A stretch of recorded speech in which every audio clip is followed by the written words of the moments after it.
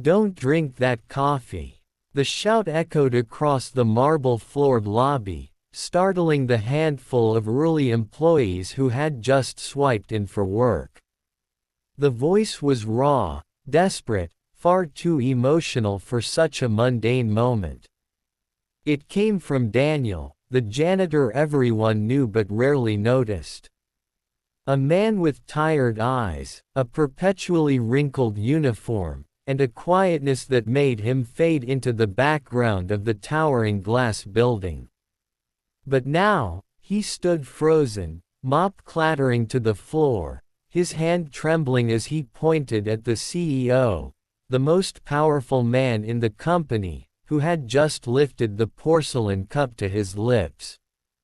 The CEO, Alexander Reed, a man whose presence alone could silence a room, stopped mid-motion. His sharp blue eyes narrowed at the janitor, as if questioning whether the interruption was worth his time.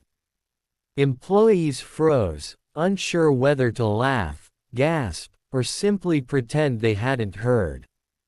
No one ever dared interrupt Reed, much less a janitor. But Daniel's face wasn't the face of a man seeking attention. His jaw was clenched, his chest heaving. Something in his expression, the panic, the urgency, was unmistakable. And though Reed prided himself on never bowing to theatrics, something about that voice made his fingers pause an inch from his mouth. "Sir, please," Daniel whispered now, softer, broken, like a man begging for his life. "Don't drink it." The silence in the lobby was suffocating. And then, in one smooth motion, Alexander Reed set the coffee down on the reception desk without taking a sip. He didn't know why. Perhaps instinct. Perhaps curiosity. But what happened next would uncover secrets buried deep. Secrets that would drag both men into a storm of betrayal, sacrifice, and truth that no one in the company could have imagined. Daniel wasn't just a janitor. He was a single father.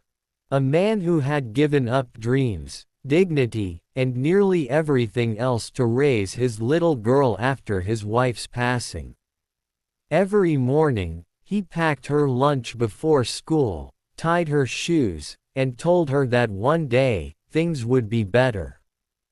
And every night, he returned home exhausted, hands blistered from bleach, eyes burning from cleaning chemicals, but still carrying a smile for her. What no one in that building knew was that Daniel had once worked in laboratories, had once worn a white coat instead of a gray uniform. He had a brilliant mind for chemistry, a career that could have taken him far, until tragedy struck. The death of his wife shattered him, forced him to leave his research behind for the sake of stability, for a paycheck he could count on. He took the janitor job at Reed Global because it paid the bills, even if it meant scrubbing floors instead of changing the world. But Daniel's mind never stopped noticing. Never stopped analyzing. And that morning, when he walked past the break room and caught a whiff of the CEO's coffee, something clicked. A faint chemical odor masked beneath the bitter roast. A smell so subtle no one else would have noticed, but Daniel did. Because once upon a time, he had studied compounds that could harm, compounds that could kill. And he recognized it instantly. Someone had poisoned the CEO's coffee. The CEO's hand lingered above the untouched coffee cup, his gaze fixed on Daniel with a mixture of suspicion and irritation. Employees exchanged nervous glances. Some smirked, expecting Reed's famous wrath.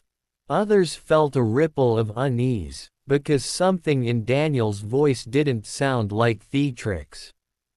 Alexander Reed stood tall, immaculate in his tailored charcoal suit, his very posture a reminder of the billions his company generated.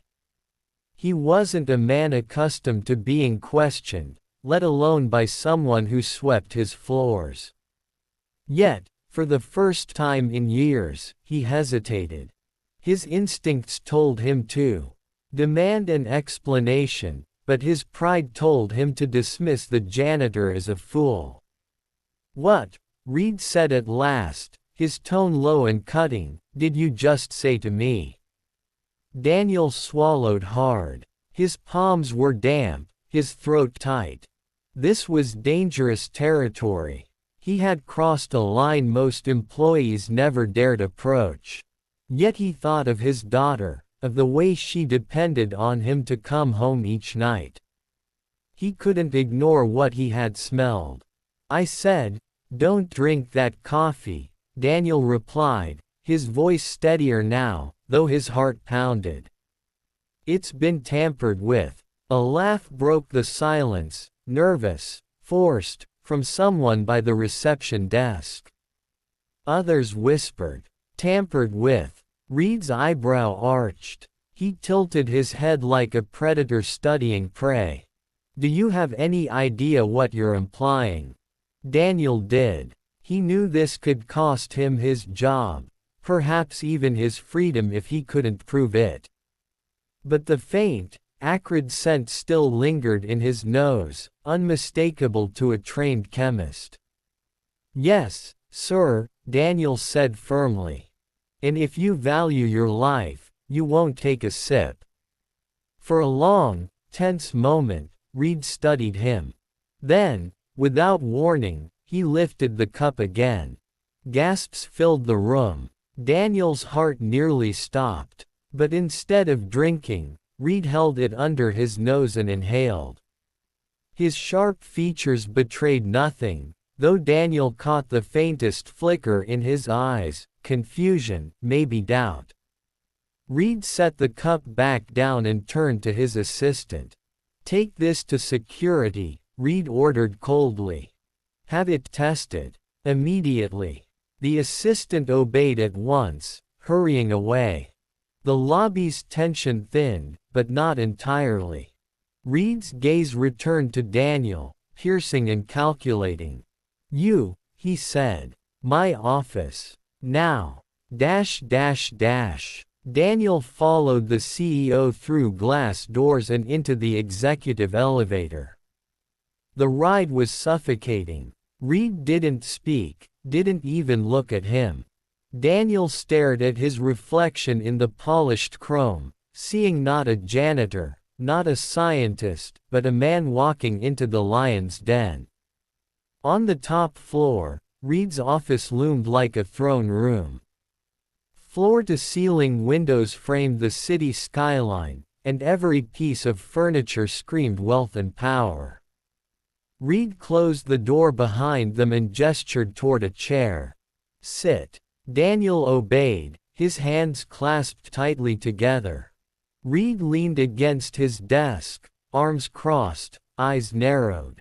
"Now, explain yourself. Who are you to accuse someone of trying to poison me?"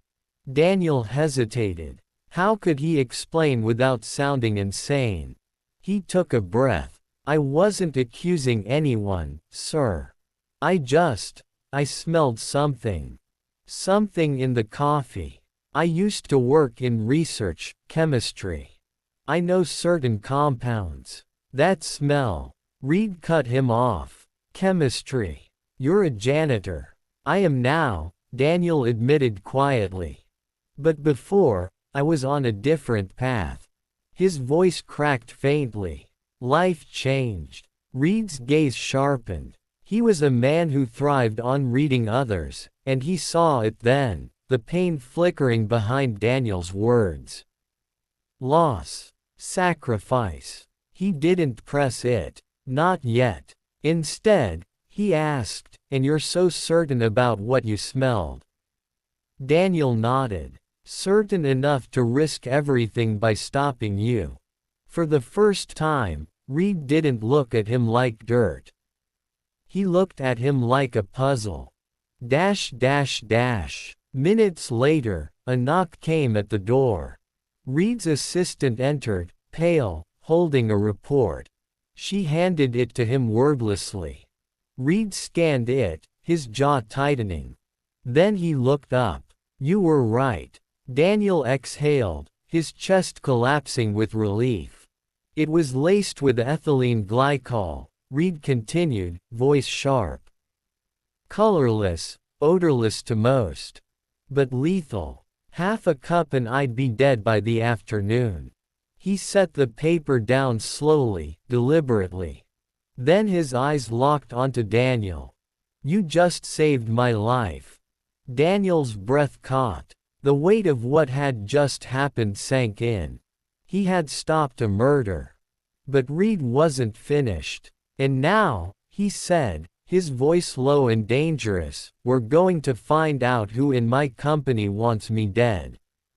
And you, janitor or not, you're part of this now." That was the moment Daniel's world shifted forever. He had entered the building that morning as invisible as ever, just a tired man pushing a mop. But now, he sat across from one of the most powerful CEOs in the country, bound to him by a secret that could shake the company to its core. And deep down, Daniel knew, the attempt on Reed's life was only the beginning. Daniel sat frozen in his chair, staring at the CEO as if the man had just declared the world was ending. Reed's words echoed in his head, "You're part of this now." He wanted to deny it, wanted to fade back into obscurity, back into his mop and bucket, back into the anonymity that shielded him from attention. But something in Reed's tone told him there was no escape. "You saved my life," Reed repeated, his voice calm now, deliberate. "That means two things. One, I owe you. I don't like debts, Daniel, is it?" "Daniel what?" "Daniel Hayes," he murmured. "Daniel Hayes." Reed nodded slowly, as though etching the name into his memory. "Two, whoever tried to poison me won't stop with one attempt. Which means you may have just painted a target on yourself." Daniel's blood ran cold. He thought of Lily, his 10-year-old daughter, her laughter, her fragile little body still curled up in bed when he left that morning. He couldn't afford to bring danger into her world. "I don't want to be involved," Daniel said firmly, though fear cracked his voice. I smelled it. I spoke up. That's all. Please, I just want to go home to my kid." Reed studied him for a long moment, then smirked faintly. "Home to your kid? You're a single father."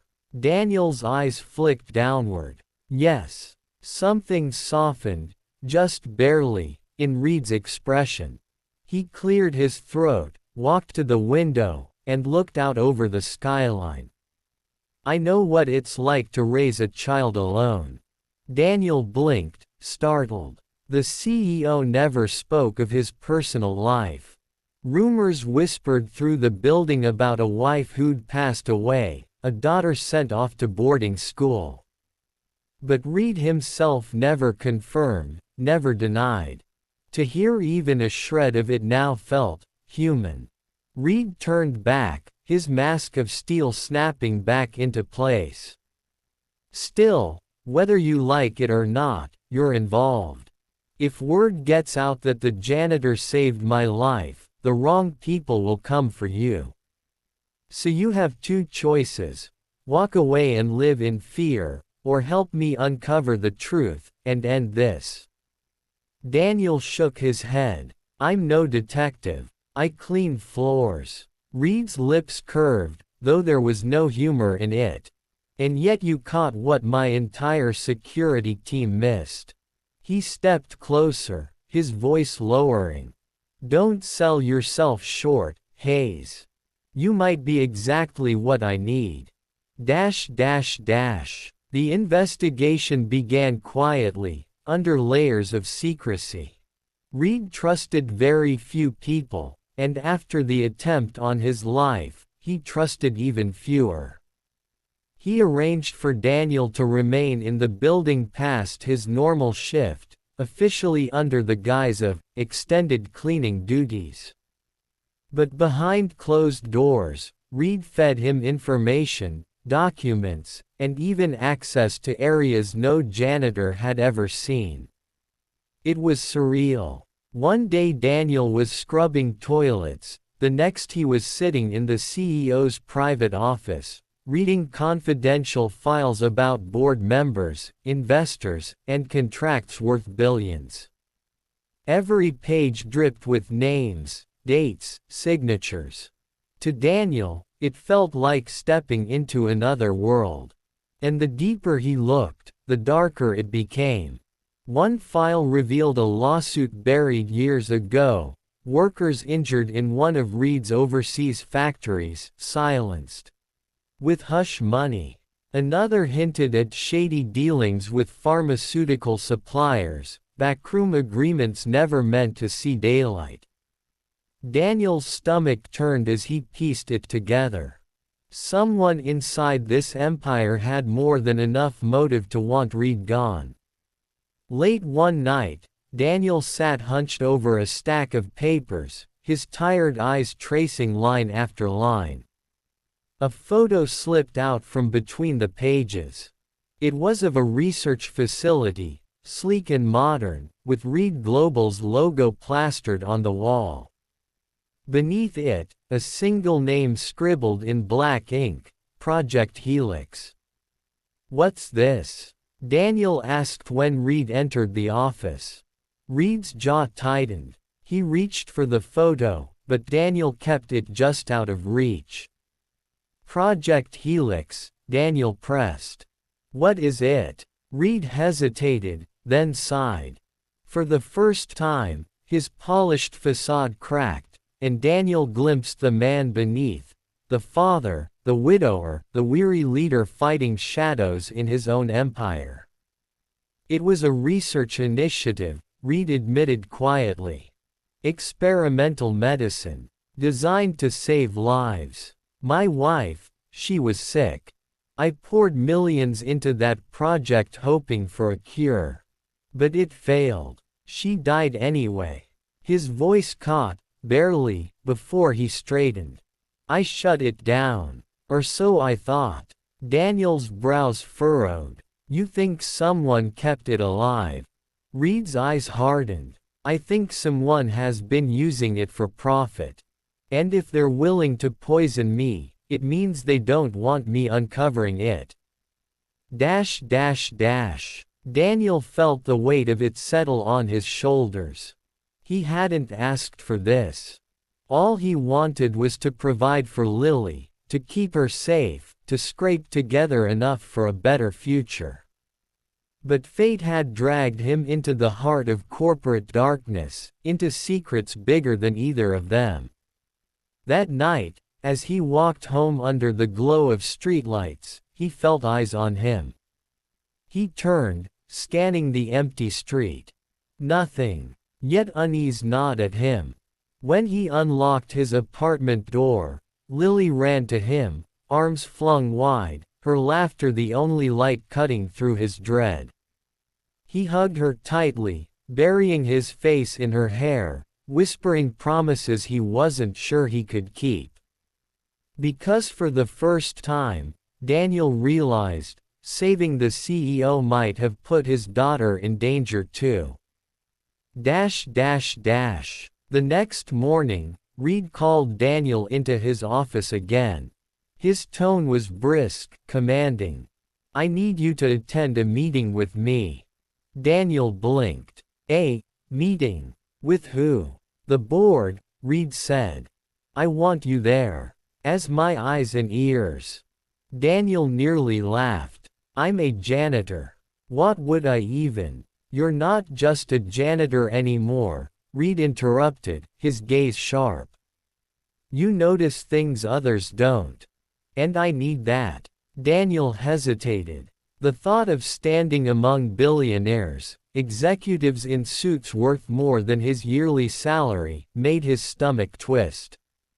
But then he remembered the poisoned coffee, the shadows watching him on the street, the fear in his chest when he hugged Lily. If uncovering the truth meant protecting her, he would endure anything. He nodded slowly. "All right, I'll go." Reed's lips curved in something that might almost have been approval. "Good. Then prepare yourself, Hayes.